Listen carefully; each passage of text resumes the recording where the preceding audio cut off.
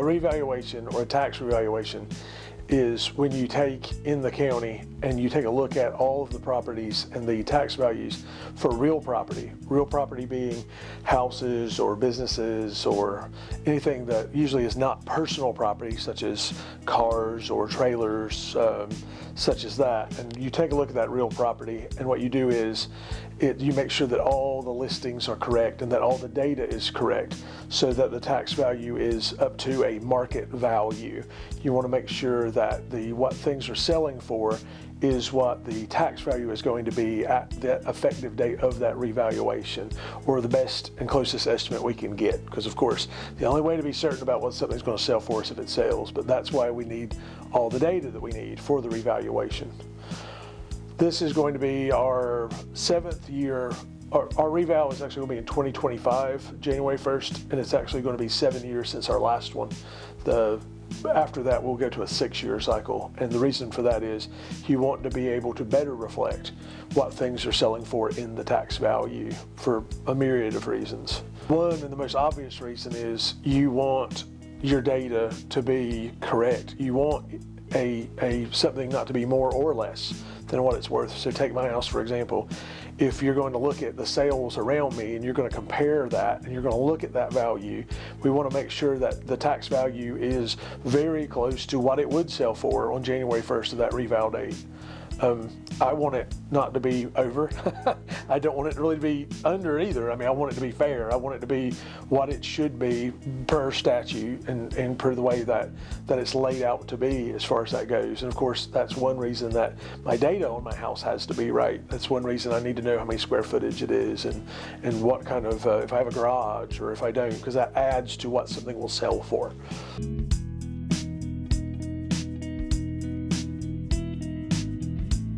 The Board of County Commissioners in every county in North Carolina, to my knowledge, is who sets the tax rate itself, which are, of course, two components to a tax bill: your value, and then, of course, your rate, and any fees, of course, that may be included or such in there. But of the tax bill itself, the tax portion, it is what your value is, and you apply a rate to that. And of course, there are other rates than just the county's rate. There could be municipal, there could be a fire rate, but it would be adding those together to figure out that value. But we only affect the value, making sure that we properly get that value out there.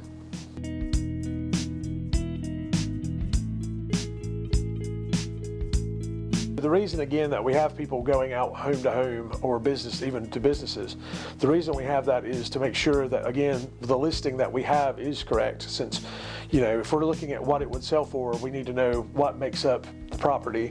Again, so let's say for a moment that if you, let's say that you added a garage, between the last two revals. Chances are you got a permit, everything was okay, we went out there, an off year, but let's just say we didn't pick that up for whatever reason, that it wasn't fully finished at the time, or something else was going on. We want to obviously get that in there. On the flip of that, what if you just tore that down, or you tore your storage building down? So we want to get that off there. So the guys are actually walking around your property, making sure that that is accurately listed, that if it says you have 2 storage buildings, that you have 2 and they are as big as they should be. Or if it says you have 2, we don't want you to show that you have 3 on there, or so on and so forth, or your house size, or do you have an upstairs, do you have things like that. Now obviously there are things that the guys can't do. They're going to go to the property, they're going to look at the obvious stuff, they're going to look and say, this does look like this building does look like 40 by 30, or this does look 20 by 20. They may measure something. If it doesn't look right, they're not going to spend overly much time going through every little piece. They're going to do a visual review of it, but that said, that's our effort to make sure that information is correct. So they'll just take a walk around the property, look at the card, and if there is something that just does appear wrong, let's say again we don't have that garage building, he's going to measure it, he's going to measure it, they're going to pick it up and make sure we do properly have it on the card.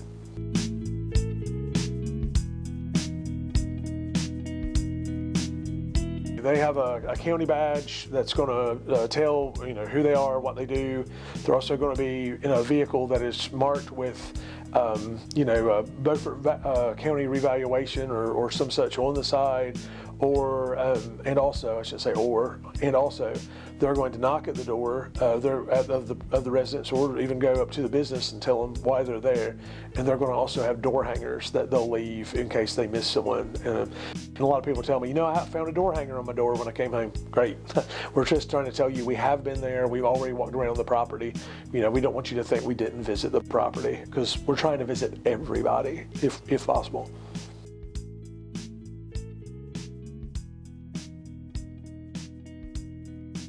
We have this thing called appeals, and that's when, if you do not agree with your tax value, you have a yearly opportunity to come and explain why we're incorrect about things. And through the process of appeals, and you certainly have that after a reval, through that process we have seen occasionally things that, you know, maybe there was a property we weren't able to get to, there was a gate, there was something we weren't able to get there, and we've had people come in and say, oh no, I tore down this garage and you're charging it for me, or whatever. I mean, that's the obvious one. The other is, if we looked at sales of properties and we're saying this house sold for, you know, we'll say, just for a good round number, this house sold for $200,000, and we're comparing it to yours, well, we want to make sure we should be comparing it to yours. Yeah. I don't want my house compared to a waterfront mansion. Yeah. I want it compared to those around me, and I want to make sure that information is correct, so that I'm not over or really under assessed. I want to pay what's fair. I want to pay, you know, what's fair, but I don't want to pay more than what's fair.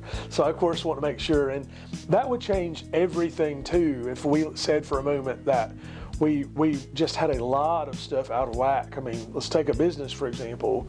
I mean, if you have some stuff in there that's just not showing correctly or whatever, you could be talking large amounts of money. And then if that was a sale and we're comparing that to another business, that's dangerous. Well, I mean, we've got to know what it is we're comparing. I mean, we say apples and oranges, but we need to make sure that's an orange and that's an apple.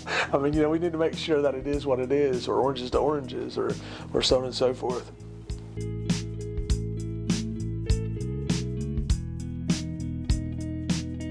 Right now, I'm going to honestly say there's an expectation when the notices come out, and we're going to work on that over the next couple months and get that hammered out a little more directly, and I can easily explain why.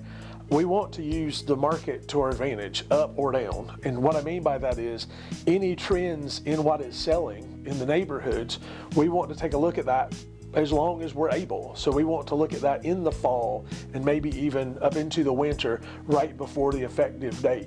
So because of that, we hope and want for a late January notice, or a February, late January notice going out sometime probably in that time period. If anything changes on that, and that would be, of course, 2025. If anything changes on that, we're going to try to, of course, get that information out there, of course, as well. I have worked in counties where you send it out prior to that. You send it out in November or October, before the 2025 effective date, because you're making these estimates. But I like to use everything up to it. I've done that in a declining economy. I've done that in an inclining economy. Either way you look at that, we're trying to get as much data as we can to make a decision. I like to have a lot of data in front of me to make a good decision on anything that's going to affect someone's wallet.